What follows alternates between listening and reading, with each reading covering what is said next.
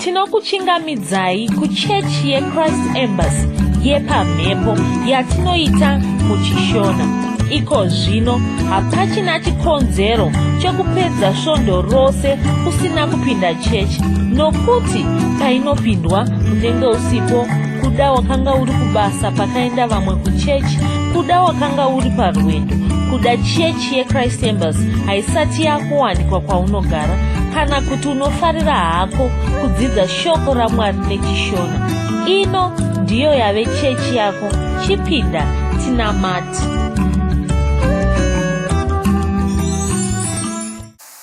Tinokuchingamidzai zvakare kuchechi yedu yeChrist Embassy, iyo yatinoita pamhepo nguva nenguva. Haleluya. Ndinotenda zvikuru nekuramba makabatana nesu kuchishumira Mwari. Haleluya. Yasvika zvino nguva yekuti tinge tinonyengetera.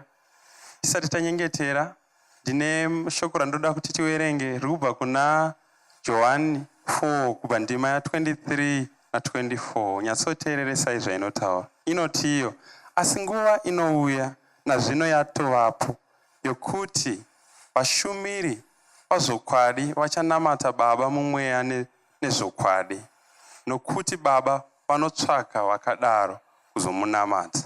Mwari ndimweya, vanomunamata vanofanira kumunamata mumweya nemuzvokwadi. Haleluya. Toda kurumbidza Mwari, toda kusimudza maoko edu tichinyengetera, tichitenda Mwari noupenyu hwatinahwo. Ngatinyengetere. Mwari Baba samasimba, tinokutendai nemuzita raIshe Jesu Kristu. Tinokutendai noupenyu hwatinahwo muna Kristu Jesu. Tinokutendai noupenyu hwaMwari hwatinorarama, hwatinogara tiri mauri. Tinokutendai nokuhuratidza kunyika zvatinoita nguva nenguva. Tinokutendai neshoko raMwari iro rinoramba richitirovedzera kuti tizive kuti tiri anani muna Kristu Jesu. Tinokutendai samasimba, makanaka mukati meupenyu hwedu. Tinokutendai pano zvose zvinoitika mukati meupenyu hwedu, nokuti isu upenyu hwedu hwasiyana noupenyu hwavanhu vasinganamati, hwasiyana noupenyu hwavanhu vasiri muna Kristu. Upenyu hwedu ndehwenyu samasimba, upenyu hwedu ndokurumbidza imi. Tinokutendai neupenyu hwedu, tinokutendai nerumbidzo inorarama matiri. Tinokutendai samasimba. Malei zotekira, kora mozia, krate lithe dikotoze, lithe de koze le tramakithe de koze le gran. Oh, shaka masonda koze le gran. Galei zuta gibori, the de case letri gabada rika mosia. Kraso londa the de case litri gabido grana the de koze le gran. Hakuna agafanana nemi samasimba. Hakuna akaita semi. Nyasha dzenyu dzizere matiri, nyasha dzenyu dzinoonekwa mukati meupenyu hwedu. Tinokutendai. Malei zokila, kroze lekritalite de koze gimorally. Galo zondo korea, trega theis kanda de koze letrika de kopa kila krozi. Tokutendai nechipo cha mweya mutsvene. Tinokutendai nezita raIshe Jesu Kristu. Koze le kotera, koze ligra inda koze grana, te de koto krama, te de konze letri made gila hastes. Kazoje liga te de koso korea. Oh, shaka masonda koze le gran. Samasimba tinokutendai. Tinokurumbidzai samasimba. No utano, tinokurumbidzai. No upenyu hwatinahwo. Tinokutendai. Nezvose zvatinoratidza zvaKristu zviri matiri. Koze lethi de koze le krima kotakira koramande lida hasta. Nemuzita raIshe Jesu Kristu. Amen. Haleluya. Tinotenda. Tirambe tichibata pamwe chete nguva nenguva, wana nguva yekunyengetera Mwari. Haleluya. Iko zvino takuverengera rhapsody. Ngativhure mabhuku edu tiverenge rhapsody. Tabvepo tiri kuimbirwa, toimba pamwe chete. Haleluya. Chidzidzo cherhapsody chatinopiwa namufundisi Chris Weyakilome. Musoro wenyaya unoti sungano itsva muropa ravo. 1 Vakorinda 11:25 inoti, saizvozvowo vakati vapedza kurayira, akatora mukombe akati, mukombe uyu ndiyo sungano itsva muropa rangu, itai izvi nguva dzose kana muchinwa, muchindirangarira. Ishe Jesu akatifira, vakadeura ropa ravo, vakarideura kuti tiponeswe. Asi Jesu havana kubuda mudzinza raAdhamu, saka ropa ravo rakanga rakasiyana nerevanhu venyika ino. Ropa ravo rakabva mushoko raMwari. Izvi ndizvo zvatinoratidzwa muna Johani 1:14. Ropa raJesu rakanga riri revaMwari, saka vakadeura ropa revaMwari. Vakaita izvi kuti isu tipone. Zvino Jesu akati, mukombe uyu ndiyo sungano itsva muropa rangu. Itai izvi nguva dzose kana muchinwa muchindirangarira. Taverenga mashoko aya muna 1 Vakorinde 11:25. Mashoko aya ane zvaanotiratidza. Anoreva kuti ropa raJesu rakatiwanisa zvinhu zvose, rakatiwanisa zvose zvakavimbiswa nesungano itsva. Muropa raJesu ndimo mune upenyu hwako, ndimo mune ramangwana rako. Jesu akafa, vakavigwa, vakamuka kuvakafa, vakaita zvose izvi vakatimiririra. Vane zvavaida kuti tiwane. Zvino takatopiwa zvinhu izvi.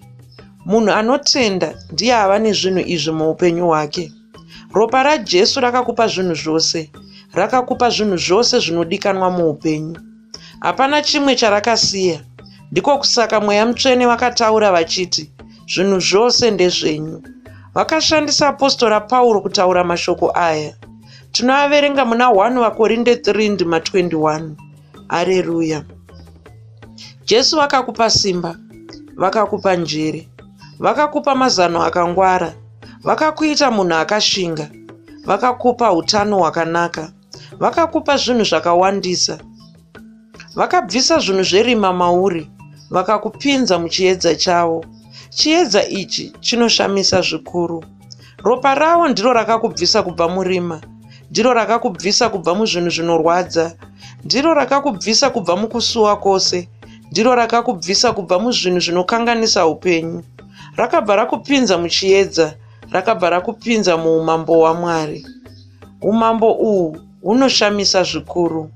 Hunotungamirirwa nemwanakomana wavo. Mwanakomana uyu ndiye wavanofarira zvikuru.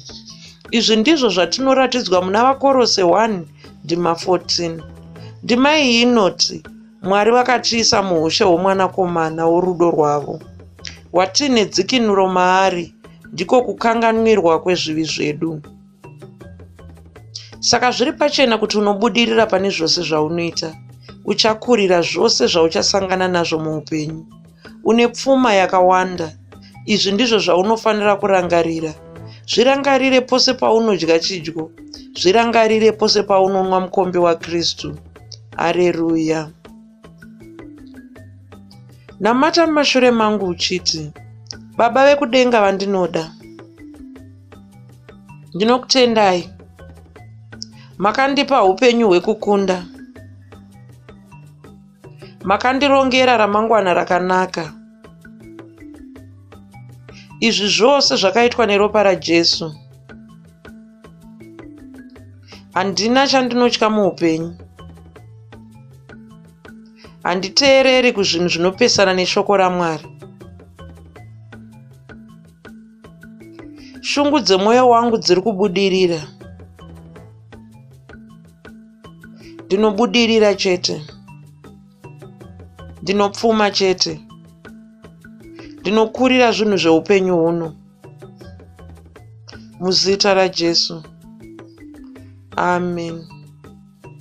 Dzimwe ndima dzinotsigira chidzidzo chanhasi ndedzinoti vaRoma 5 ndima 6 kusvika 8, 1 John 5 ndima 11 kusvika 12, navaRoma 3 ndima 21 kusvika 25.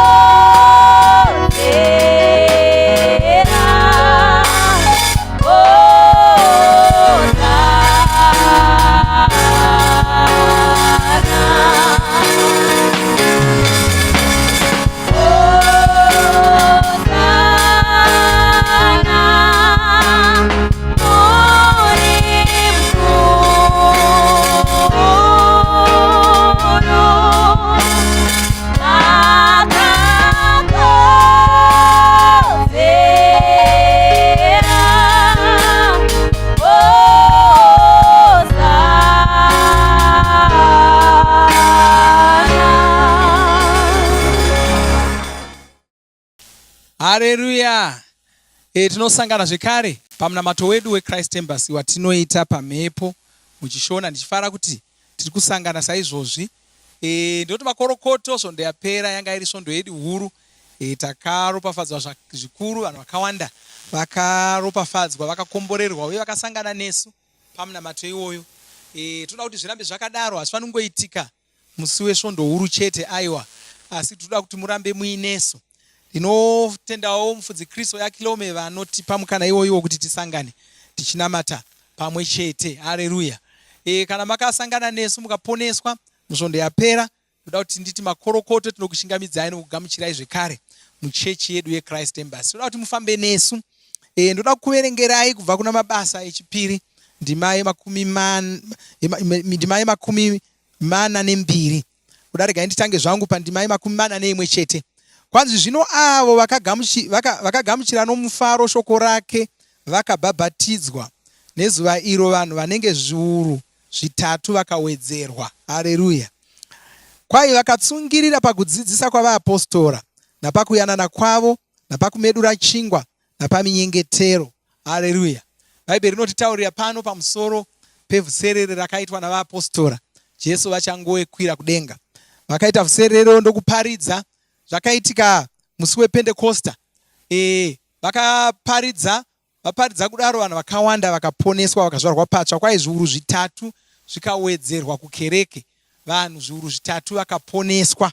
So kuponeswa kwavakangoitwa iwewe, vanhu ava vakaponeswawo. Kwanzi vakaponeswa ava ndevaya vakanga vagamuchira shoko rakanga raparidzwa iri nomufaro. Haleluya.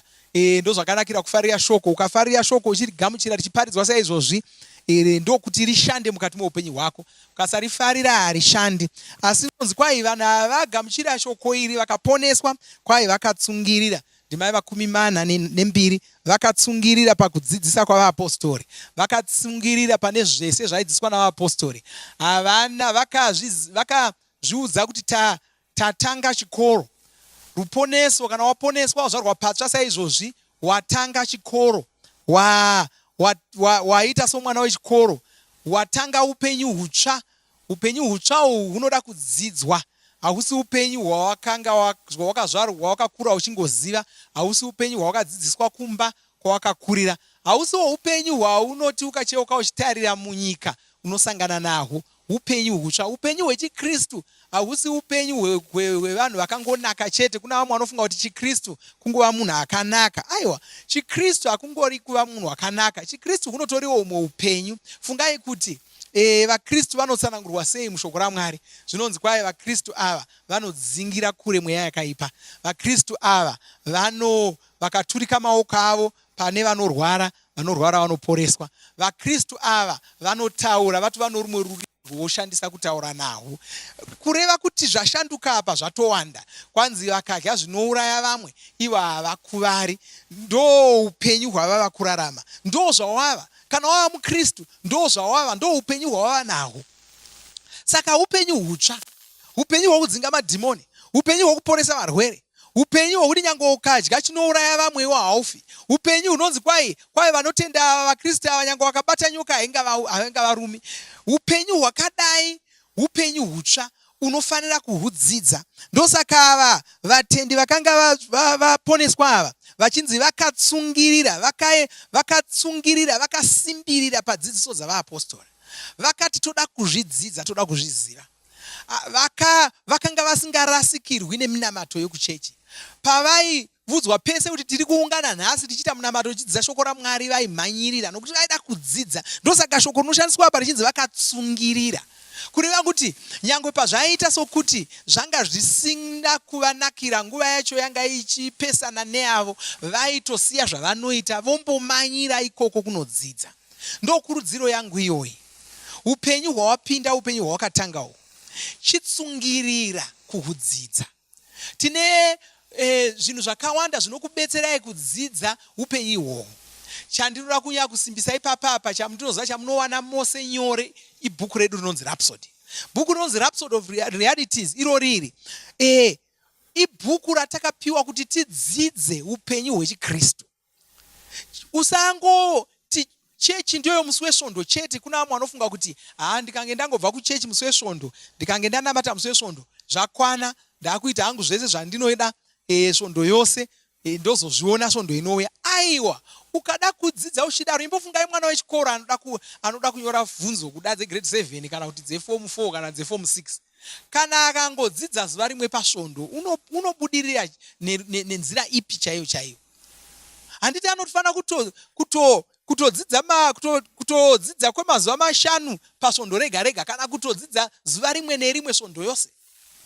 Mazuva 5 anenge anomudzidzisi, 2 asara anenge achiverenga ari ega ari kumba achibetserwa navamwe. Ndokuti abudirire pazvidzidzo izvi. Rhapsody rinoshanda saizvozvo, rinokubetsera, rinoita kuti ugone kuwana shoko raMwari raunofamba naro zuva rimwe nerimwe. Uchimuka mangwanani ega ega, verenga rhapsody iri. Tsungirira padzidziso dzavaapostoli. Tsungirira padzidziso dzeshoko raMwari. Tsungirira usati handina nguva yacho. Tsungirira. Siya zvimwe zvawanga uchifunga zvakakosha zvawanga uchiita. Umbomhanya nerhapsody iri. Umbomhanya neshoko iri. Ndima dzakanyorwa murhapsody iri, usangodziverenga mazita adzo. Dzivhure mubhaibheri rako. Wofamba nadzo. Wodziverenga. Wodzidzidza dzaunogona kutorangarira musoro mako. Wodzirangarira musoro mako kuitira kuti pose pauri unogona kudzitaura. Haleluya. Amen.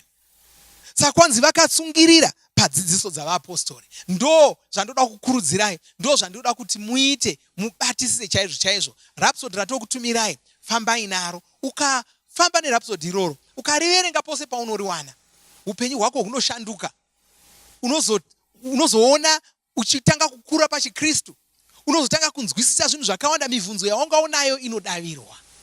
Nyangwe zvimwe zvishamiso zvawanga uchida kuwana mukati meupenyu hwako, unozviwana paunenge uchidzidza shoko raMwari saizvozvo. Haleluya. Amen. Chimwe tinotaurirwa ipapapo, kwanzi vakatsungirirana padzidziso dzavaapostoli, napakuyanana kwavo, napakumedura chingwa. Haleluya. Napaminyengetero. Amen. Nhasi ndiyo svondo yedu yekutanga kwemwedzi wambudzi. Saka ndoda kutoti makorokoto tava mumwedzi iwoyu wambudzi, toda kuti tibatane pamwe chete, tichimedura chingwa, tichidya chidyo. Saka ndoda kuti mutore chingwa ichocho, tinamate pamwe chete, tichiropafadza chingwa ichocho, tichichidya semuviri waJesu Kristu. Regai ndikuverengerei 1 Vakorinde 11 ndima 23. Nokuti ini ndakagamuchira kunashe icho chandakakupaivo, kuti Ishe Jesu nousiku hwaakapandukirwa akatora chingwa, akati avonga, akachimedura, akati, torai mudye, ichi ndiwo muviri wangu unomedurirwa imi, itai izvi muchindirangarira. Haleluya. Saka tora chingwa ichocho tomedura. Regai tinamate. Baba, ndoda kutendai nezita raJesu Kristu. Jesu, toda kutendai nokuda kwemuviri wenyu wakamedurirwa isu pamuchinjikwa, kuti tiwane rugare, tiwane mufaro, tiwane ruponeso. Yezvino nhasi poneso tava narwo, tava vana venyu, tava vana vaMwari, tava zvisikwa zvitsva, vanhu vasingarwari, vanhu vasingakuri kuna Satani, vanhu vasingakuri kune nyika. Tinofara nopemberera nokuparidza rufu rwenyu irworwo, tichidya muviri wenyu uyu muzita raJesu Kristu. Tichinamatira mwono mumwe unobatana neni pachidyo ichochi, noti anowana utano hwakanaka kana anga achirwara. Zvirwere zvake zvose zvinoporeswa nezita raJesu Kristu. Amen. Haleluya. Medura chingwa ichocho todya pamwe chete.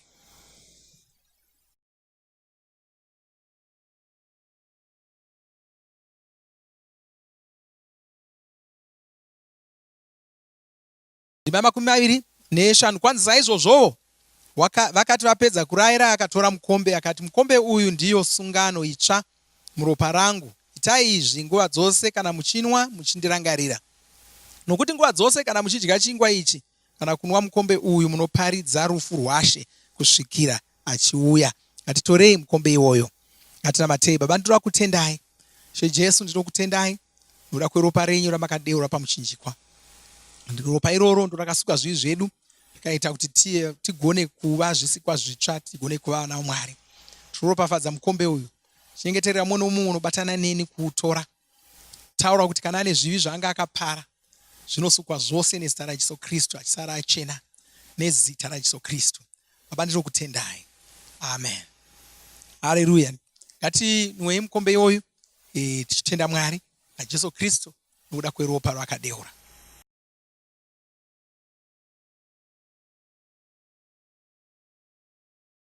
Haleluya. Ngatinamate. Baba ndakutendai nezita raJesu Kristu. Nokutendai nokuda kwomunhu mumwe wandasangana naye pazuva ranhasi, ndanamata naye pamwe chete naye, uye wandadya chidyo pamwe chete naye. Ndotaura chiropafadzo pamusoro poupenyu hwake. Ndomuropafadza noMweya Mutsvene. Ndomuropafadza neshoko raMwari. Ndomuropafadza norugare, ndotaura rugare mukati meupenyu hwake nezita raJesu Kristu. Nyangwe panguva ino yokuoma kwezvinhu munyika yose, ndotaura rugare mukati meupenyu hwake muzita raJesu Kristu. Ndinokutendai. Amen. Haleluya. Zvakanaka. Ngatisangane zvakare musvondo inouya. Moramba makatiteya musvondo ino tikuudze shoko rechiprofita remwedzi wambudzi. Mwari vakuropafadzei. Amen. Tinovimba makomborerwa nemunamato wesvondo rino. Kana manga musati mazvarwa patsva, namatai mumashure mangu, muchidudza, muchirevesa, taurai muchiti, Mwari vari kudenga, ndinouya kwamuri, ndinokoka Jesu kuti vapinde mumwoyo mangu. Ndinokumbira kuti Jesu vatonge upenyu hwangu. Ndinopupura kuti Jesu ndivo vavaishe wangu. Saka ndinogamuchira upenyu usingaperi mumweya mangu. Ndazvarwa patsva, ndava chisikwa chitsva. Ndinokutendai. Amen. Makorokoto mazvarwa patsva, tinokugamuchirai muchechi yeChrist Embassy.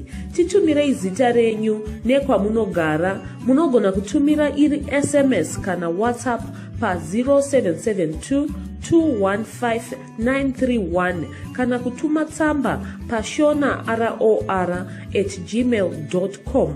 Muchida kupa mpiro yenyu neEcocash, rovai namba *151*2*5*58225# motevera zvinenge zviri kutaurwa neEcocash ipapo. Kana muine nhare dzemazuva ano, munogona kushandisa KingsPay kupa mpiro yenyu. Shandisai kodhi inoti TNIOG nemavara makuru. Tinoda kukuzivisai zvinotevera. Tinoti makorokoto kune vose vakabatana nesu pamunamato wedu wesvondo huru. Tinoti rambai munesu pachechi ino yeChrist Embassy. Ndiyo yava chechi yenyu. Taurai nesu tikutumirei zvimwe zvingakubatsirai parutendo rwenyu. Musangano wevafudzi nevatsigiri veshumiro yedu uchange uriko kubva musi wemuvhuro 12 mbudzi kusvika svondo 18 mbudzi. Uchange uchiitirwa kuLagos muNigeria. Uyu musangano watinoita gore roga roga, unotungamirirwa namufudzi Chris, unozikanwa nezita rekuti IPPC. Tinokurudzira kuti musadarikwe nezvidzidzo zveRhapsody. Zvidzidzei kuti shoko riwande mamuri mugone kumirisana nezvinhu zvinonetsa muupenyu. Tinodavo kuzivisa vane nhare dzeEconet kuti *205# yava kushanda. Rovai nhare idzi muwane Rhapsody panhare dzenyu zuva rimwe nerimwe. Kunyangwe musiri paWhatsApp, munorova *205#. Mosarudza Daily Devotional, subscribe Shona Rhapsody muchishona. Munamato uno munoubata paWhatsApp, paradio, pa YouTube panoti Shona Online Church, pa www.ce-shonachurch.org nepa vcc.rhapsodyofrealities.org. Tinokumbira mutizivise kana muri kutibata pane imwe yenzvimbo idzi. Kana pari pa internet munogona kunyoresa muchitipa zita renyu, kana pari pa WhatsApp tinyorerei tigopota tichikutumirai zvimwe zvidzidzo, kana kutitumira SMS pa 0772 166 928. Ivai nesvondo rakanaka. Mashoko eupenyu auya mutaura